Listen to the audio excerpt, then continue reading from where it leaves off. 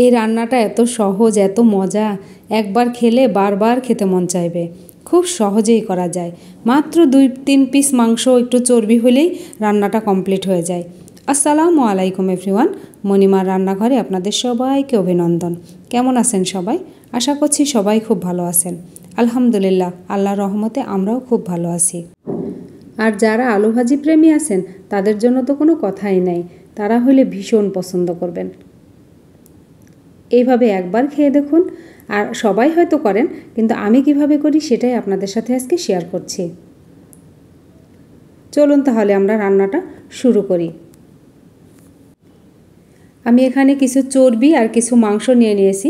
এই চর্বিগুলো ছিল আমার আচার করতে, যে গরুর মাংসের যখন আচার করি তখন এই চর্বিগুলো দেওয়া যায় না, সেগুলো আলাদা করে রেখেছিলাম। এই মাংস আর চর্বিগুলো আমি ছোট ছোট পিস করে কেটে নিয়েছি,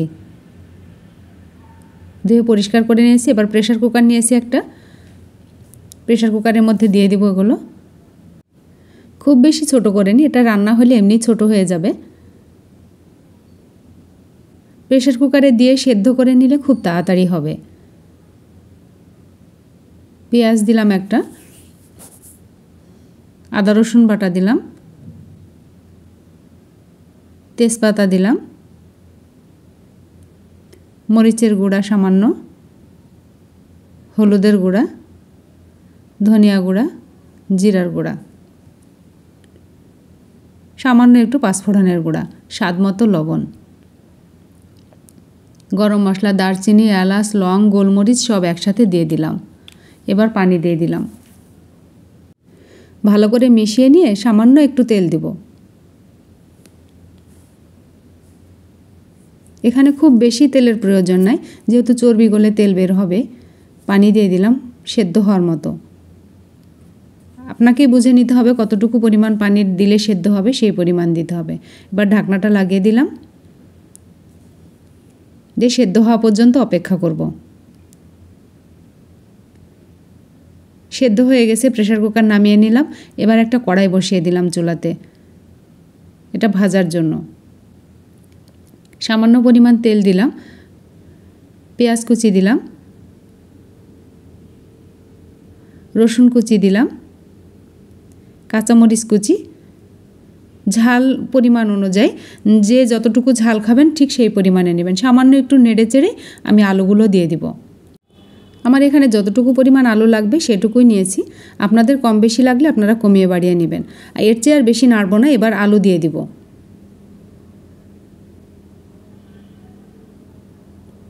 সব আলু দিয়ে দিলাম। এবার খুব ভালো করে নেড়ে চেড়ে মিশিয়ে নিব মশলার সাথে। সামান্য একটু হলুদ দিলাম, যেহেতু হলুদ আমার মাংসের মধ্যে দেয়া আছে সেজন্য, লবণও দেয়া আছে, এখানে অল্প পরিমাণ লবণ দিলাম আলুটাকে নরম করার জন্য।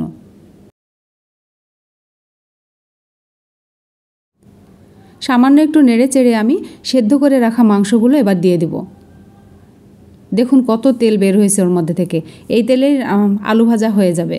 সামান্য একটু তেল দিয়েছিলাম শুধু পেঁয়াজটাকে নরম করার জন্য। আলু সেদ্ধ হওয়ার জন্য প্রেশার কুকারটা ধুয়ে একটু পানি দিয়ে দিলাম। ভালো করে নেড়ে চেড়ে এবার ঢাকনা দিয়ে ঢেকে রাখলাম। 5 মিনিট পরে ঢাকনা তুলে দেখব। 5 মিনিট পরে ফিরে আসছি। এবার ঢাকনা তুলে দেখে আরেকটু পানি লাগবে সেদ্ধ হওয়ার জন্য। পানি দিয়ে আবার ঢাকনা দিয়ে ঢেকে রাখলাম।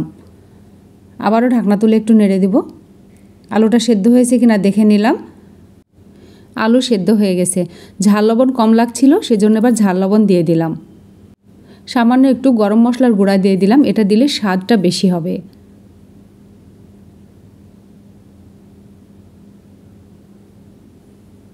খুব ভালো করে নেড়ে নিব। এভাবে একদম ভাজা ভাজা হওয়ার পরে আমি ফিরে আসছি। এই সময় কিন্তু একদম লো আঁচে রাখতে হবে। দেখুন একদম ভাজা ভাজা হয়ে গেছে। এটা খেতে কিন্তু ভীষণ ভালো লাগে। এবার পরিবেশনের জন্য আমি নিয়ে আসব। মাশাআল্লাহ, দেখুন কত সুন্দর হয়েছে, দেখতে কত সুন্দর হয়েছে এবং খেতেও মাশাআল্লাহ অনেক সুন্দর হয়েছে। আমার এই রেসিপি যদি আপনাদের ভালো লেগে থাকে তাহলে ইউটিউব থেকে দেখলে সাবস্ক্রাইব করবেন, বেল আইকন টিপে রাখবেন, ফেসবুক থেকে দেখলে ফলো দিয়ে রাখবেন। তাহলে নতুন রেসিপি আপলোড করার সঙ্গে সঙ্গে আপনারা নোটিফিকেশান পেয়ে যাবেন। লাইক, কমেন্ট, শেয়ার করবেন ফ্রেন্ডস অ্যান্ড ফ্যামিলির মাঝে। যারা নতুন তাদের শিখতে সুবিধা হবে। আপনাদের একটা লাইক, কমেন্ট, শেয়ার আমার রান্নার প্রতি অনেক আগ্রহ বাড়িয়ে দেয়। আর মাঝে মাঝে এমন খাবার খেতে কিন্তু ভীষণ ভালো লাগে। এভাবে তৈরি করে খাবেন, প্রিয়জনদের সামনে দিবেন, ওরা অনেক খুশি হয়ে যাবে। আগামী রেসিপি নিয়ে আসা পর্যন্ত আপনারা নিরাপদ, সুস্থ, সুন্দর থাকবেন। আমাদের জন্য দোয়া করবেন। আল্লাহ হাফেজ।